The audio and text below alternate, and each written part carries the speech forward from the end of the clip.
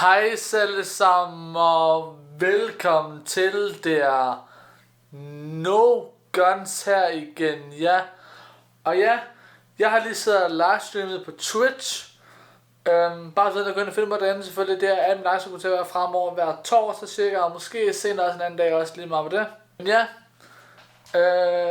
på den stream her, der så jeg så en video fra en, der hedder Jonathan Young, der hedder The Truth About Spotify. Og den reaktion er så optaget, og jeg tænker lidt, jeg vil tage en video frem til jer. Videoen er ret lang, og også ret lang godt nok. Men jeg klipper lidt i det, så kun kommer de punkter med, hvor jeg har noget at sige, så de får ikke helt vildt med.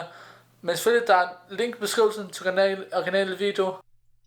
Okay, every time that Spotify is in the news, I see a ton of people yelling about how Spotify is so bad for musicians and musicians can't make any money from Spotify. Oh, it's so hard to be a musician in the most technologically advanced and accessible year in human history, where it's easier to get access to recording equipment and music distribution and marketing resources than it ever has been before. Oh, it's so hard for musicians. Shut. Jeg vil sige, nu ved jeg godt, at han gør det krig med dem, der siger det, men han er fandme ret i det, han siger. Altså seriøst. Jeg udtrykker så som, at altså, folk tror, at Spotify det er det værste, der er sket for musikere nogensinde, altså fordi de betaler ret lidt. Men udover det, musikere i dag har bedre mulighed for at udgive musik selv. Der er jo, det behøver ikke at lade blæserskab længere for at kunne musik. Det har flere bevis. Jeg er en af dem, der udgiver selv musik. Independent, altså selvstændig musiker. Selvstændig artist. Lige meget med det. Og det eneste det kræver, det er egentlig bare, at man bruger man får nogle ressourcer til hvordan man bruger nogle penge for at få nogle ressourcer til hvordan man selv kan tjene flere penge på det. Altså jeg er ikke blevet så god til det, så jeg er stadigvæk i gang med at finde nogle ressourcer, som kan få mig på vej. Jeg har bare ikke fået noget endnu, så jeg passer til mig endnu egentlig, fordi jeg ser lidt forskellige YouTubere omkring med det her, men jeg er lige med det. Lige med det, lad os komme videre. Shut up. That's all we're going to do. I'm going to break down every single argument that people use to act like Spotify is a bad resource for musicians to grow and profit. We're going to explain why Spotify is actually one of the best ways for musicians to grow and profit. Let's do some math. So, if you listen to a song once on Spotify, an independent musician would make about 1/3 of a cent. That's 0.003 US dollars. If you instead bought that song on iTunes or whatever, an independent musician would probably make around 70 cents or 0.7 US dollars. If you put it that way, that makes it seem like Spotify sucks. But that's only if you listen to the song once. Were you really only planning on listening to the song once? So let's do some math. Because I don't know about you guys, but when I like a song... Det så er faktisk, at... ved at pause det ret hurtigt nu. Men jeg ved noget med, at der er jo ikke rigtig nogen, der lytter til en sang kun én fucking gang. Og hvis det er en lortsang, så gør vi det. Men hvis de lytter til en sang, kan lide den, så gør vi vel det. Men det der er ved det her, der er, at Spotify betaler jo først, når man nåede et bestemt antal penge og afspilninger. Ligesådan som YouTube gør, og Twitch gør for at subscribers og sådan ting, lidt med det. Det er det samme med Spotify. Man bliver først betalt, når man egentlig har fået de her penge igennem den her periode her.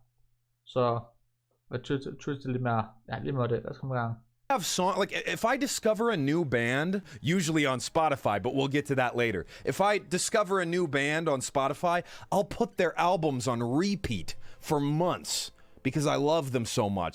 I don't know, I hyperfixate on music, right? So sometimes I'll listen. Og jeg ved godt, det er på engelsk det her, men jeg håber, I godt kan forstå, hvad det er, han egentlig siger, og hvad jeg mener, når jeg så hvad han siger egentlig. Jeg er enig med at stå til alt det, han siger lige nu, så ja. If you listen to a song 233 times on Spotify, that equals the same amount of profit for the musician as buying the song on iTunes. Assuming they're an independent artist, but we'll get to that later. Ironically, the musician only makes more money when you buy their song instead of streaming it if you didn't like the song well enough to listen to it very much. So if you love the song, the musician is going to make more money if you stream it hundreds and hundreds of times over the course of your life on Spotify than the money that they would make if you bought the song once and then listened to it. The only profit that they make is from the one-time fee when you bought the song. Are you with me so far? So yeah. Already we've disproved the notion that det er faktisk en god tanke der, fordi hvis man køber en sang en enkelt gang, og man synes det er lort, så har musikerne kun fået de der 7 cents, eller hvad hedder det, der er det så svaret til det, eller sådan noget dollars med det.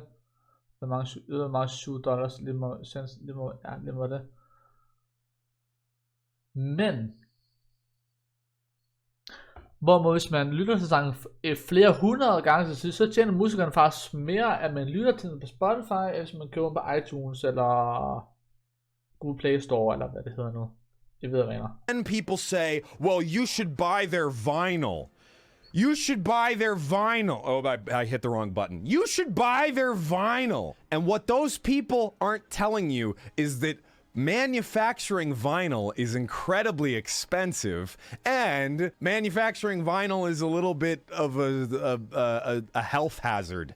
There's like some chemicals in vinyl that are not safe for you to be around. There's a great video by some guy on the internet, I forget his name, about how vinyl uses some really dangerous chemicals. So det er ikke rigtig godt, han siger det der, fordi når folk siger, at man skal købe CD'er eller købe LP, altså vinylplader simpelthen, og lige pludselig bare finde ud af, at hey, det er godt for livet, hvor Spotify er online, har intet miljøsvineri at gøre. Win lige der. Kan jo egentlig, jeg er ikke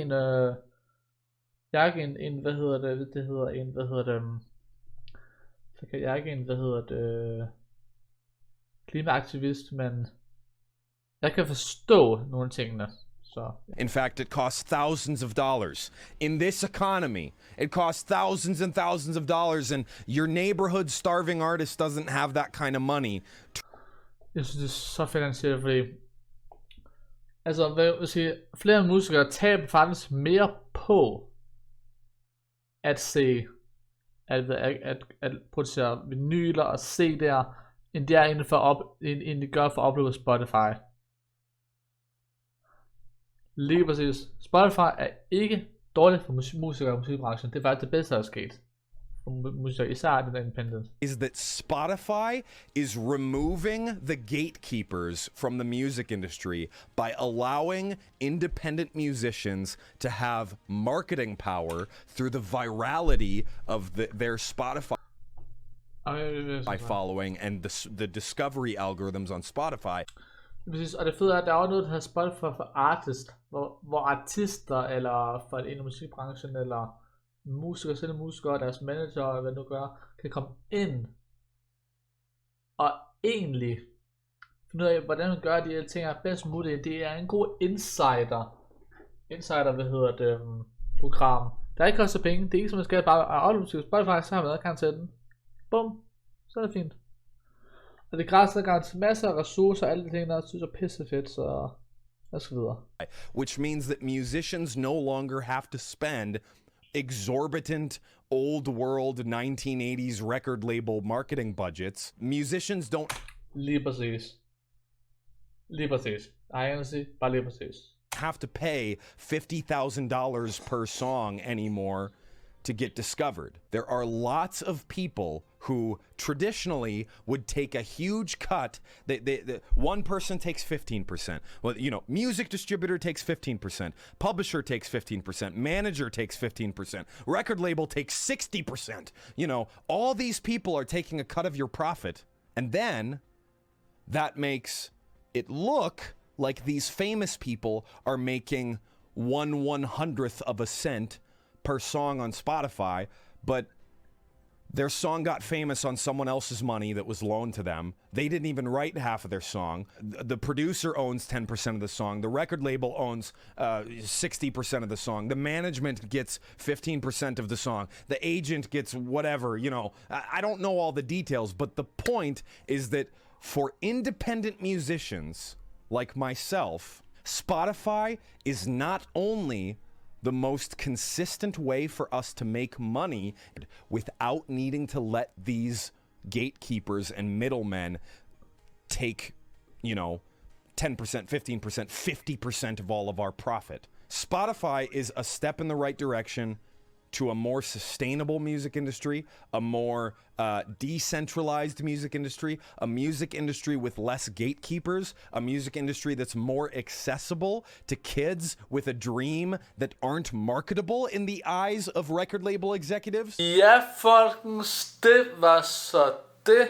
Husk at Davinci synes, den var pissefed. Husk at se på den her samling, altså på grænskritik til noget. Og som altid, husk at subscribe for flere videoer. Ja, så jeg er nede og se igen. Peace!